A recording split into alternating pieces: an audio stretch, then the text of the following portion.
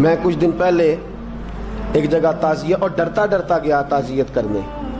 پرانے جاننے والے تھے, دوستوں کا رشتہ تھا, تو میں ایک ہی بیٹا تھا, تو وہ مجھے پتا چلا کہ ٹرین ایکسیڈنٹ میں انتقال کر گیا. تو میں ڈرتے ڈرتے گیا کیونکہ معاملہ مشکوک تھا. اور جب میں تعزیت کے لیے اندر پہنچا تو ہمارے جو انکل تھے, جن کا میرے دوست تھے, وہ ان کے کچھ عزیز کہنے لگا کہ حضرت جی آپ کے ساتھ والے باہر جا سکتے ہیں؟ تو میں نے کہا چلے جاتے ہیں. میں دوستوں کو گاڑی میں بھیج دیا, اور جب میں نے اس سے بات چیت کی, کہنے لگا میرا بیٹا ایکسیڈنٹ تو میں نے بنایا ہے, وہ تو خودکشی کر کے مرا ہے. شادی کے 11 سال بعد خدا نے ایک بیٹا دیا تھا, اور مجھ سے غلطی یہ ہوئی, میں نے کہا میرے بیٹے کو تکلیف کوئی نہ آئے. اس کے منہ سے جو نکلا میں نے اسے دیا, جو اس نے مانگا میں نے دیا. کہتا ہے جو شخص 16,000 مہینے کا کمائے اور بیٹے کو 40,000 کا موبائل خرید کے دے, کہتا ہے میں نے ہر سہولت اسے دی. پھر ایک امیر کی لڑکی سے یونیورسٹی میں پڑھتے ہوئے اس کا تعلق بنا. بچی کے میسج بھی میں نے اپنے موبائل, اس بچے کے موبائل میں دیکھے, اور اس لڑکے نے جو میسج سینڈ کیے وہ بھی میں نے دیکھے. پھر میں گھر پہنچ گیا, میں نے بیٹے سے منتیں کی کہ بیٹا وہ ہمیں رشتہ نہیں دیں گے, ہماری برادری بھی چھوٹی ہے اور ہمارے جیب میں پیسے بھی کوئی نہیں. پھر میں ان کے گھر گیا, بیٹا نہ مانا, اور میں نے اس شخص کو بلا کے کہا تیری بیٹی کے میسیج ہیں, خدا را خیال کر, اور تیرے تو 7 بچے ہیں, میری گود میں تو ایک ہی پھول کھلا ہے, میں کدھر جاؤں, خیال کر. اس نے کہا دوبارہ تو نے نام لیا تو ایسے کیس میں باپ بیٹے کو پھنساؤں گا کہ ساری زندگی نکل نہیں سکو گے. نے کہا میں نے بیٹے سے کہا کہ بیٹا میں نے پگڑی تک رکھی ہے پر مجھے رشتہ نہیں ملا, تو باز آ جا. کہنے لگا 3 راتیں میرا بیٹا سویا نہیں, اور مجھے کہنے لگا حضرت جی وہ 4تھی رات سویا ہے تو دوبارہ اٹھا نہیں. مجھے کہنے لگا مجھے اجازت دو کہ میں اس بیٹی کو بھی قتل کر دوں اور اس کا باپ بھی قتل کر دوں, میرا تو گھر اجڑ گیا نا. وہ کہنے لگا میں کبھی کبھی دوستوں کے پاس جا کے رات گزار لیتا ہوں اور میں اپنے دل کو سکون دے لیتا ہوں, لیکن اس کی ماں اس کے جوتے سینے سے لگائے پھرتی ہے, اس کی اماں اس کے پرانے کپڑے لے کے سینے سے لگائے پھرتی ہے. کہنے لگا حضرت جی کوئی کوشش کرو, کوئی دعا کرو کہ اللہ مہربانیاں کرے. میں کہہ تو نہیں سکا ان سے, لیکن میرے دل میں خیال آیا کہ کس نے کہا تھا کہ بچہ یونیورسٹی میں کو ایجوکیشن میں داخل کراؤ, کس نے کہا تھا کہ اس کے ہاتھ میں آگ کا انگارہ دو. میرے دوست, آپ تیز آنچ تیز آگ جلا کے اس کے قریب مکھن رکھو, اور پھر مکھن سے کہو کہ ڈلنا نہ, پھر مکھن سے کہو کہ پگھلنا نہ. بھئی تیز آگ قریب جلا دی اور تو کہتا ہے پگھلنا, یہ کیسا ممکن ہے؟ ہو سکتا ہے؟ بولیے نا, ہو سکتا ہے؟ لڑکا اور لڑکی کٹھے کالج میں پڑھیں, ایک کمرے میں رہیں, ایک چھت کے نیچے رہیں, ایک دوسرے کو دیکھیں, نام جانیں, فون نمبر پاس ہو, اور پھر کہنا کہ تم عشق کا چکر نہ لڑانا, کیسے ممکن ہے؟ اور بڑے سیانے بندے کہتے ہیں حضرت صاحب اعتماد ہونا چاہیے اولاد پہ.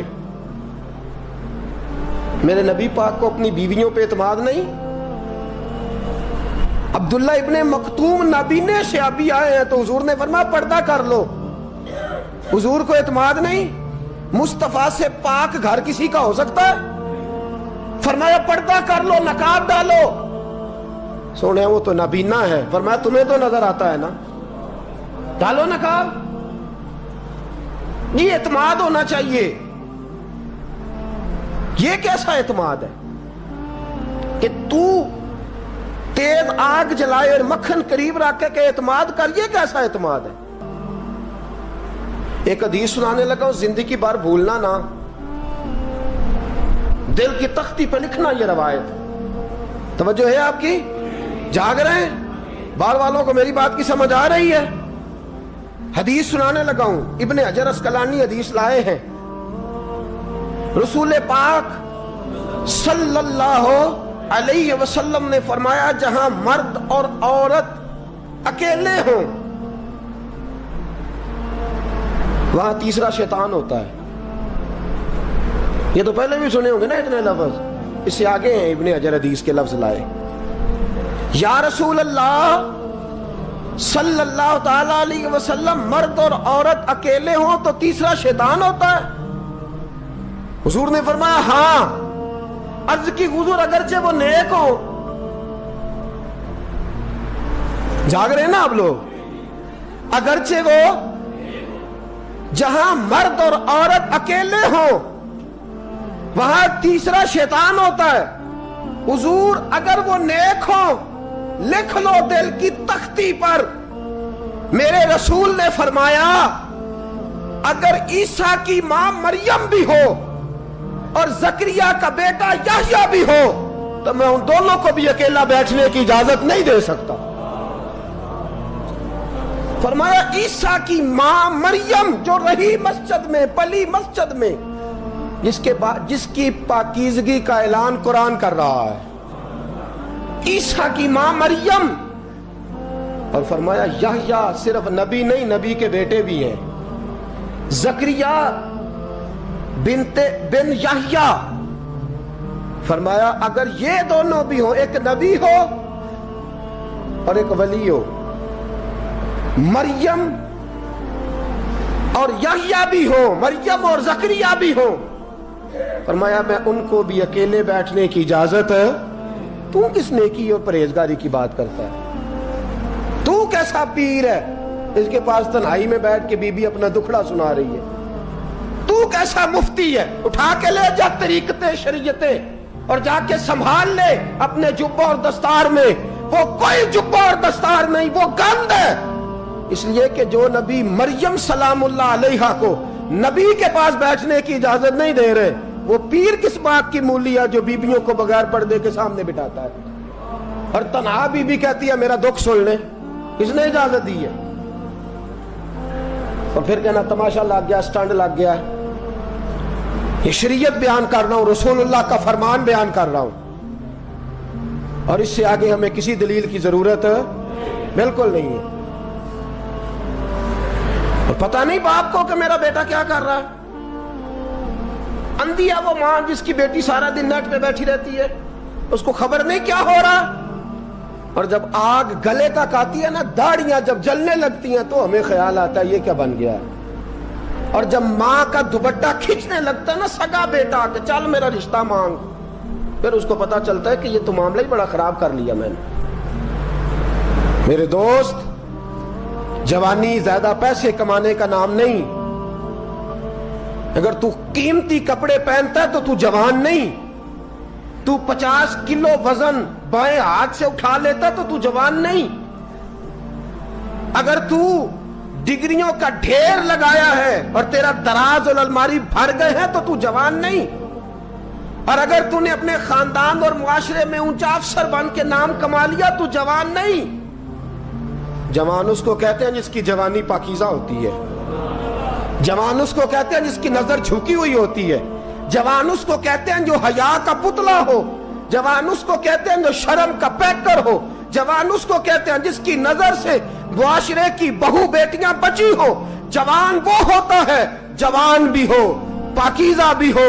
جوان وہ ہوتا ہے کہ میرے رسول پاک نے فرمایا صبح قیامت اللہ عرش کے سیدھے جانب جوان کھڑا کرے گا. 30 سال کا جوان، چڑھتی جوانی، خوبصورت آنکھیں، روشن چہرہ، اس کا وجود طاقت والا. نبی آگے بڑھ کے پوچھیں گے یا اللہ یہ کون ہے جو تیرے دائیں جانب کھڑا ہے؟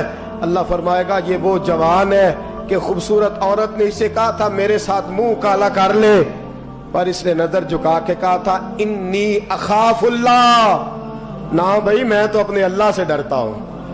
فرمایا یہ پاک جوانی والا ہے، یہ حاجی نہیں، نمازی نہیں، یہ ولی نہیں، یہ صوفی نہیں، یہ وہ نہیں جو غوث زماں ہو، قطب دورہ ہو، پیر طریقت نہیں، مفتی وقت نہیں. یہ خالی جوان ہے پر پاک جوانی لے کے آیا ہے. یہ خالی جوان ہے پر پاکیزہ جوانی لے کے آیا. یہ خالی جوان ہے پر اس کی نظروں میں حیا بڑی ہے. یہ پاک، یہ کیا تماشا لگ گیا عشق کا چکر. اور آج جتنی مصیبتیں کھڑی ہوئی ہیں اس عشق مجازی کے روگ نے کھڑی کر دی ہیں. ہر جوان. ہمارا ایک بچہ تھوڑے دن پہلے اس علاقے کا محمد طیب نام کا شہید ہو گیا. وہ ایک کونے میں رہنے والا, ایک محلے میں ایک چھوٹے سے کونے میں رہنے والا بچہ تھا نا. میرے ساتھ دوست موجود ہیں. صبح سے لے کر ساری رات میں افسوس کرتا رہا میں جنازے میں کیوں نہیں گیا, میں جنازے میں کیوں نہیں گیا. وہ بچہ پاک فوج کا وہ شہادت اختیار کر گیا تو فخر سے سر بلند کر گیا اپنا. لیکن جو بی بی کے لیے ساری رات روتے رہتے ہیں وہ شہید ہو سکیں گے؟ جو ساری رات ٹھنڈ میں کھڑے ہو کے عورت کے ساتھ گفتگو کرتے رہتے ہیں اور جو سارا دن دل میں گند رکھتے ہیں بی بی کے لیے, ان کے ہاتھ میں تلوار آئے گی؟ یہ بہو بیٹیوں کی عزتیں بچا سکیں گے؟ عافیہ صدیقیہ جیلوں میں جل گئی امریکہ کی, اور وہ جب بھی خط لکھتی تھی کہتی تھی کوئی محمد بن قاسم نہیں بچا, وہ کہتی تھی کوئی شہاب الدین غوری نہیں بچا. اور وہ جب بھی, اب تو خیر اس کا ذہنی توازن ہی کام کرنا چھوڑ گیا, وہ بی بی جب بھی خط لکھتی تھی نا اہل پاکستان کو تو کہتی تھی پاکستان والوں بتاؤ کیا تمہارے اندر کوئی بھی خالد بن ولید کا ماننے والا نہیں؟ کیا کوئی نہیں تمہارے اندر جو علی کے نام کا نعرہ لگانے والا ہو؟ کوئی نہیں بچا جو فاروق اعظم کی سیرت کو فالو کرنے والا ہو. کوئی لاؤ جس کے ہاتھ میں تلوار ہو اور مجھے سمجھ آئے کہ یہ وہ ہے جو حسن اور حسین کا نام لینے والا ہے. کوئی نہیں بچا. اس لیے کہ گندگی دماغ میں, گندگی دل میں, گندگی روح میں تو اس کام کے لیے آیا تھا.